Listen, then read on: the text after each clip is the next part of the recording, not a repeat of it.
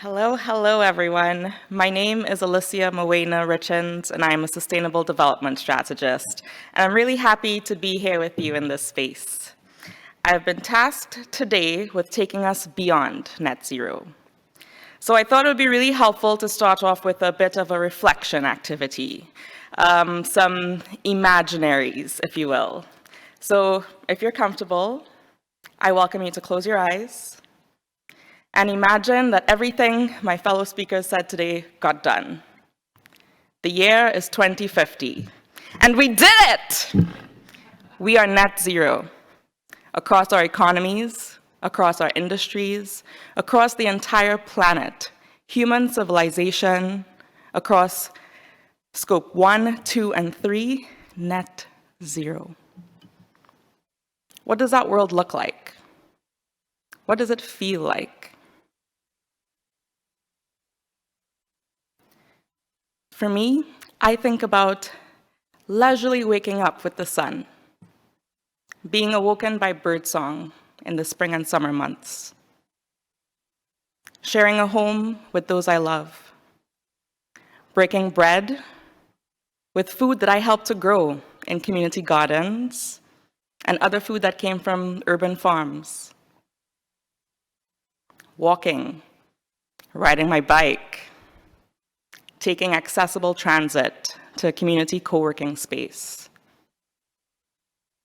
connecting with people in person and virtually, but most importantly, being able to match my passions to the challenges of the world. Because let's be real, life is still hard. From all those emissions back in the 2020s, some climate change impacts are already here. We're facing more frequent and more intense storms, floods, wildfires.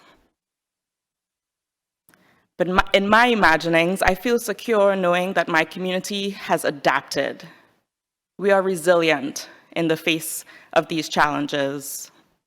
And I'm proud that we are open to all those we need to welcome to our communities because they weren't so lucky.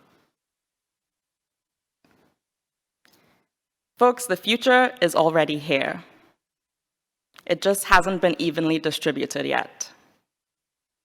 And as important as climate mitigation and emissions reductions are, we also need climate adaptation. We need to be protecting our coastal wetlands, building our flood defense infrastructure, developing new communications and early warning systems, decentralizing our energy grids, and expanding the access to our mass transit, and expanding the development of our urban centers just as quickly as we're working to decarbonize them. Climate action requires climate justice, and we need to make sure that in this net zero future of our imaginings, that we leave no one behind. That's why I work with the UN Sustainable Development Goals.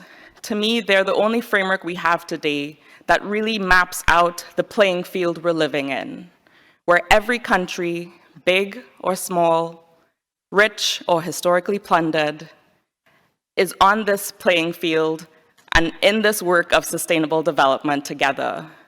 And even more importantly, it maps out the intersections of our issues. We're not going to get this climate action without gender equality, when we know that women are on the front lines of the climate crisis every day, and they're also the leaders most passionate about making the changes and the decisions we need for climate action. We need to make sure that in this net zero future, we are serving everyone's basic needs. Universal healthcare, universal housing, universal income. We need to match our innovation with our responsibility to each other and to the land. In my imaginings of the future, I think our relationship to land is so paramount and so important.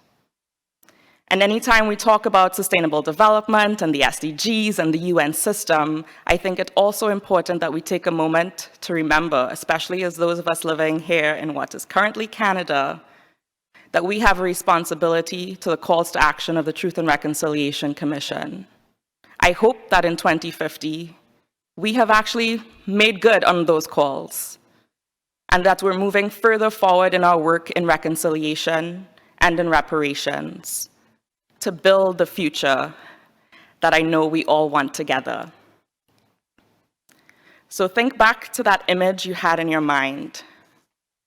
Pay attention to the details. Match your passion to the challenge, because sustainability is about more than just emissions reduction. Climate action requires climate justice, and there's a role for all of us in the work to getting beyond net zero.